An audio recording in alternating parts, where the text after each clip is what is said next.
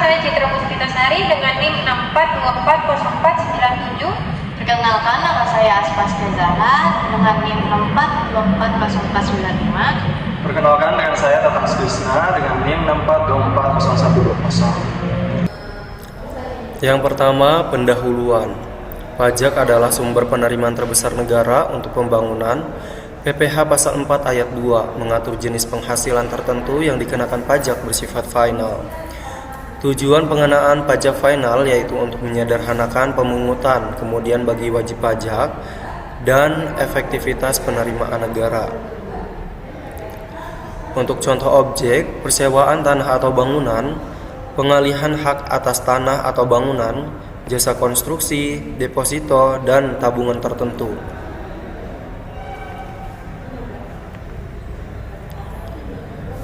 Kemudian ada konsep dasar PPh final.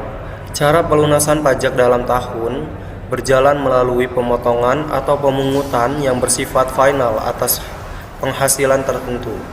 Pajak yang dipotong atau disetor tidak dapat dikreditkan di akhir tahun. Dasar hukum utama Undang-Undang Nomor 7 Tahun 1983 diubah terakhir dengan Undang-Undang Nomor 36 Tahun 2008. Kemudian Undang-Undang Nomor 7 Tahun 2021 tentang harmonisasi peraturan perpajakan atau biasa disebut dengan HPP diatur lebih lanjut melalui peraturan pemerintah, PP, dan peraturan Menteri Keuangan atau biasa disebut PMK. Untuk selanjutnya yaitu kategori penghasilan Undang-Undang Nomor 7 Tahun 2021. Penghasilan dapat dikenai PPh final antara lain bunga deposito, obligasi, dan bunga simpanan koperasi OP. Kemudian hadiah undian. Selanjutnya transaksi saham atau sekuritas di bursa. Yang terakhir pengalihan tanah, bangunan, jasa konstruksi, real estate, dan persewaan tanah atau bangunan. Untuk selanjutnya yaitu objek PPh final dan pengecualian. Objek PPh final dan pengecualian. 1. Yaitu sewa tanah atau bangunan, misalnya seperti ruko, rumah, kantor, dan lain-lain. Kedua, pengalihan hak atas tanah atau bangunan, misalnya itu penjualan, hibah, warisan, dan lain-lain. Ketiga, yaitu jasa konstruksi, misalnya itu pelaksanaan atau kontraktor, dan perencanaan atau pengawasan atau konsultasi. Yang keempat itu hadiah undian. Yang kelima itu penghasilan UMKM dengan peredaran bruto tertentu, misalnya itu PP 23 tahun 2018. Untuk selanjutnya yaitu pengecualian pentingnya tidak dikenakan PPh. Untuk selanjutnya yaitu pengecualian penting tidak dikenakan PPh final. 1. Yaitu pengalihan hak atas tanah atau bangunan oleh OP dengan bruto pengalihan kurang dari Rp 60 juta dan bukan pecahan dengan penghasilan di bawah PTKP. Yang kedua yaitu pengalihan hak atas tanah atau bangunan karena warisan. Ketiga yaitu pengalihan dengan cara hibah kepada keluarga sedarah satu derajat, badan keagamaan dan pendidikan sosial atau OP atau badan UMKM sesuai ketentuan PMK.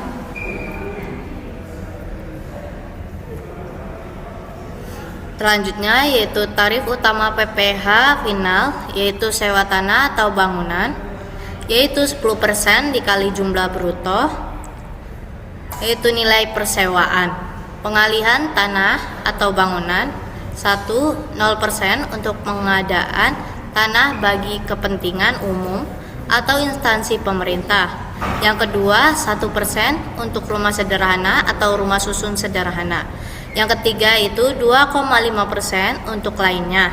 Jasa konstruksi buka kurung nilai kontrak tidak termasuk PPN. 1.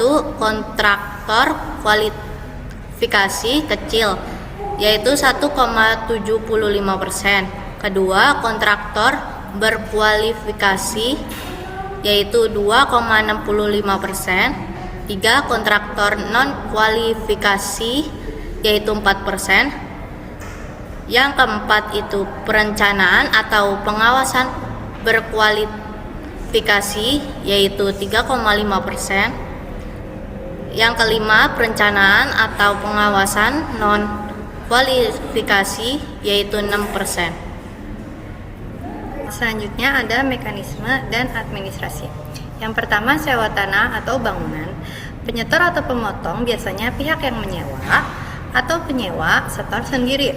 Lalu waktu setornya, pemotong maksimal tanggal 10 bulan berikutnya. Jika setor sendiri, maksimal tanggal 15 bulan berikutnya. Lalu pelaporan SPT masa maksimal tanggal 20 di bulan berikutnya. Selanjutnya ada pengalihan tanah atau bangunan.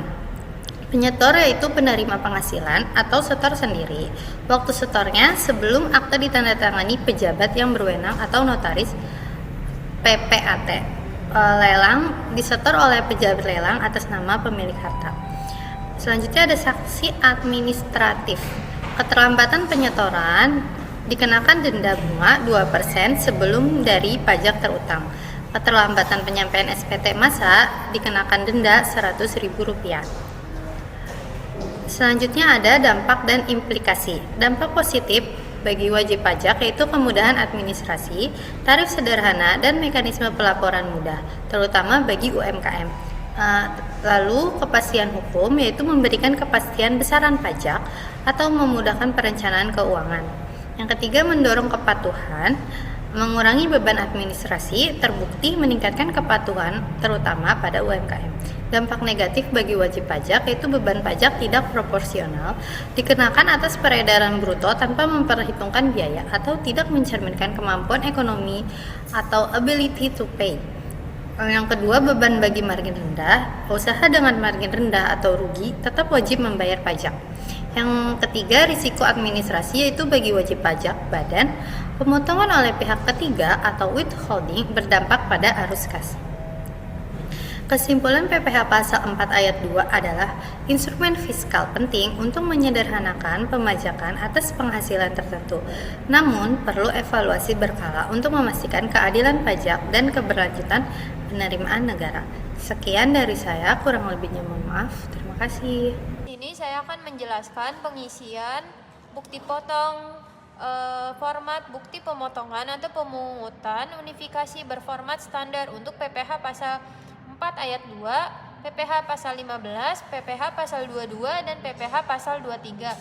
Yang pertama-tama kita akan mengisi nomor sesuai dengan bukti potong yang sudah tersedia, yaitu 25 05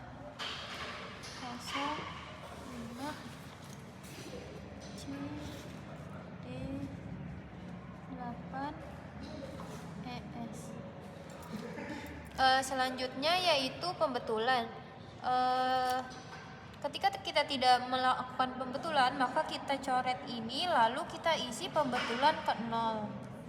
Selanjutnya yaitu PPh final. Kita isi PPh final. Selanjutnya, A. Identitas wajib pajak yang dipotong atau dipungut.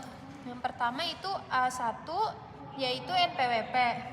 Kita catat NPWP sesuai dengan bukti potong, yaitu 0,52228 sekian. Selanjutnya yaitu A.2 NIK. Tetapi karena kita mencari NPWP maka NIK tidak usah diisi. Selanjutnya itu A3 nama sesuai dengan bukti potong, yaitu Pesona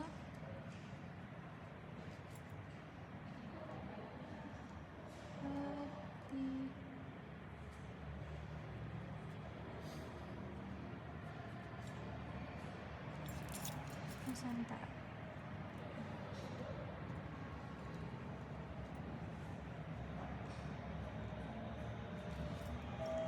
Oke, selanjutnya B, pajak penghasilan yang dipotong atau dipungut.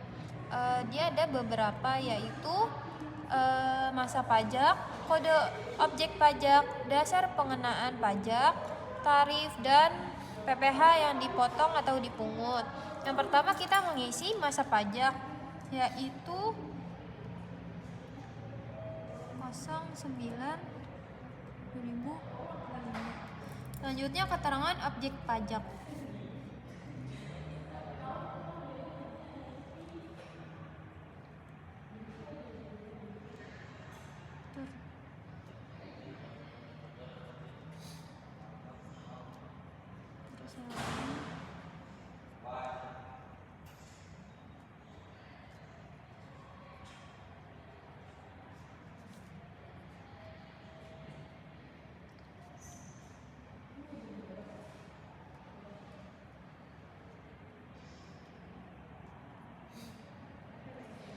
Keterangan kode pajaknya yaitu persewaan tanah dan atau bangunan.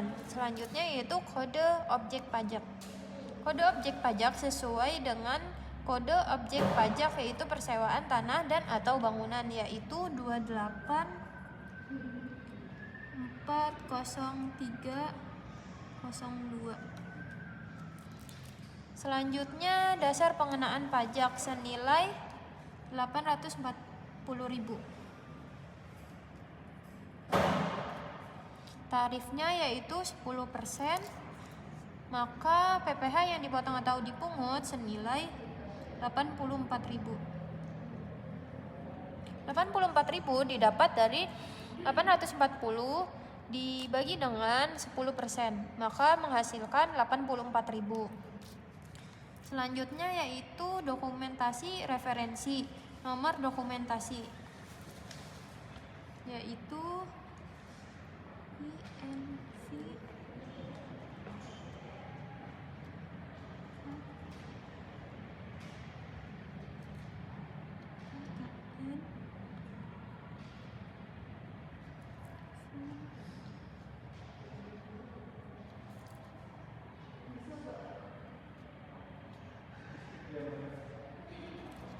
Selanjutnya itu nama dokumen, kita catat invoice saja.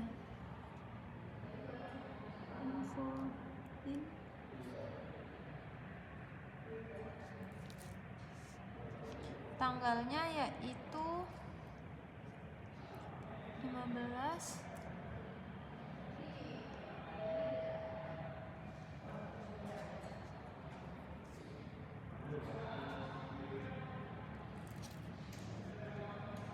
dokumen referensi untuk faktur pajak apabila ada, tetapi kita tidak ada, maka B8 sampai dengan B12 kita kosongkan saja. Selanjutnya itu C, identitas pemotong atau pemungut PPh. Yang pertama itu C1 ada NPWP, kita akan mengisi NPWP-nya yaitu 0565657451.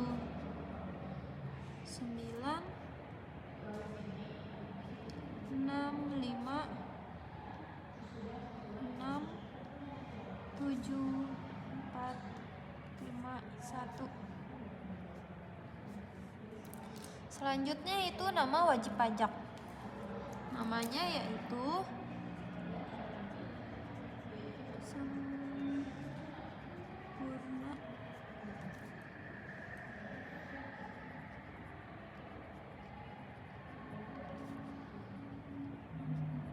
Sempurna Karya Esa. Selanjutnya C3 itu ada tanggal. Tanggal di sini yaitu 08 September 2025. Selanjutnya C4 yaitu nama penanda tangan.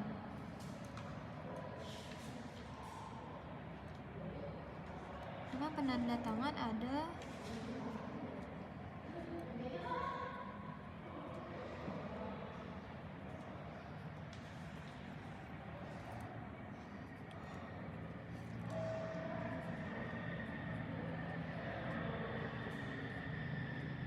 di skip dulu deh. Selanjutnya yaitu C5, ada pernyataan wajib pajak. Apabila terdapat kesalahan atau pembatalan dalam pembuatan bukti pemotongan atau pemungutan unifikasi yang menyebabkan kelebihan pemotong atau pemungutan PPh atau pembayaran atas kelebihan tersebut akan diajukan. Maka kita pilih yang ini, yang di bawah, yaitu pemindah bukuan oleh pemotong atau pemungut PPh. Oke, sekian. Terima kasih. Lalu di sini saya akan menjelaskan tentang cara pengisian format induk SPT masa PPh unifikasi berbentuk formulir kertas. Proses ini penting untuk memastikan bahwa pelapor pajak Anda sudah sesuai dengan ketentuan yang berlaku. Nah, untuk langkah pertama, pastikan dokumen penting seperti NPWP, nama, alamat, dan nomor telepon. Dan yang paling penting yaitu data pajak yang akan kita laporkan. Nah, untuk yang pertama di sini ada SPT normal. Nah, untuk SPT kita, SPT-nya normal. Nah, untuk masa pajaknya itu ada di bulan 9 tahun 2025.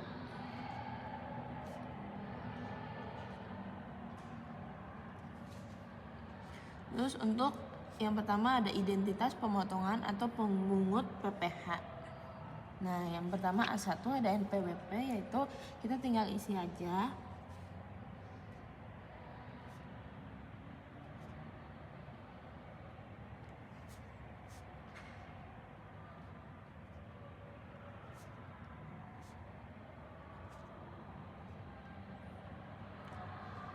Nah, selanjutnya ada nama si pemotong dana, yaitu ada Sempurna Karya S.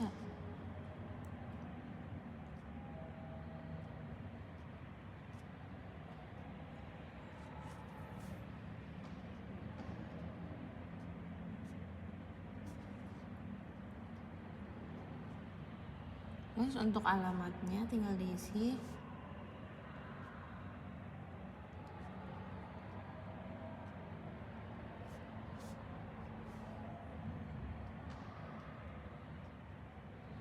Nah, untuk nomor teleponnya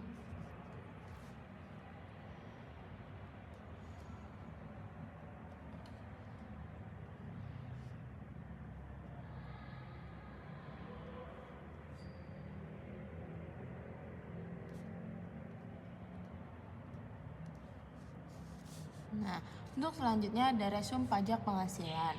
Nah, yang pertama tuh ada PPh yang disetor sendiri, jika ada bisa diisi di sini, dan kalau tidak ada bisa dikosongkan aja.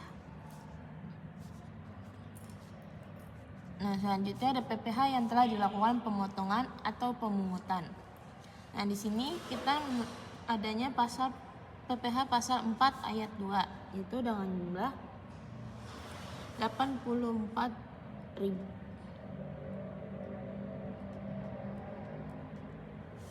Nah, di sini jumlah PPh yang ditanggung pemerintah tidak ada.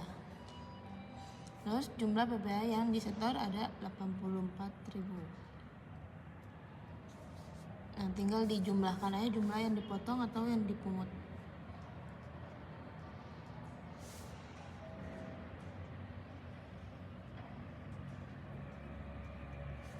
Nah, selanjutnya ada rekapitulasi PPh. Jumlah total PPh-nya yaitu selanjutnya rekapitulasi PPh. Nah, untuk jumlah total PPh-nya yaitu tinggal turun aja, yaitu 84.000.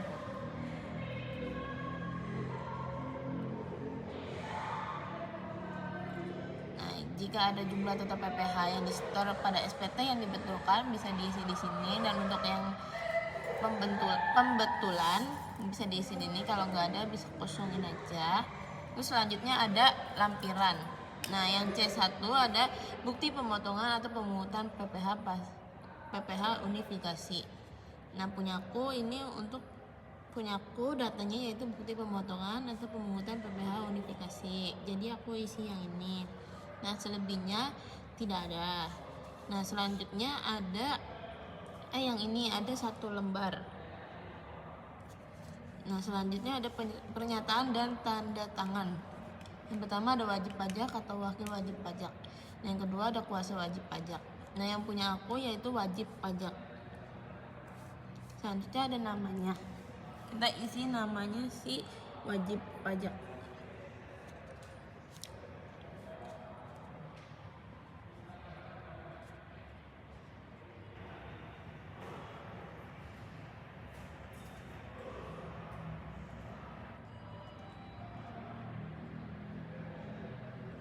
Nah, tanggalnya itu tanggal 14 Oktober 2025.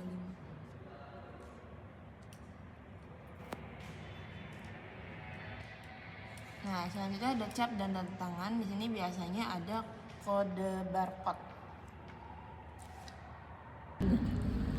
Di sini saya akan menjelaskan cara pengisian daftar objek pemotongan atau pemungutan pajak penghasilan pihak lain. Yang pertama, kita isi NPWP-nya dulu. Contohnya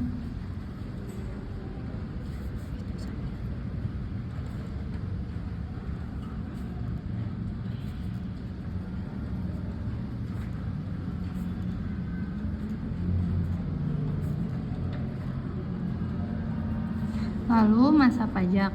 Masa pajak ini disesuaikan dengan tanggal yang ada di bukti potong. Selanjutnya ada formulir DOPP. Formulir DOPP ini disesuaikan dengan objek pajak. Objek pajak yang kita miliki 1. Jika lebih dari 1, maka disesuaikan saja objek pajaknya. Selanjutnya pengisian objek pajak. Yang kita isi objek pajak pemotongan atau pemungutan PPh pasal 4 ayat 2, yaitu tentang persewaan tanah dan bangunan dengan kode 28403.002. Dasar pengenaan pajaknya yaitu 840.000. Lalu jumlah PPh itu adalah PPh yang sudah dipotong dengan tarif 10%. Maka di sini ditulis 84.000 karena sudah dipotong dengan tarif 10%. Sekian dari pengisian daftar objek pemotongan atau pemungutan pajak penghasilan dari PPh pasal 4 ayat 2. Sekian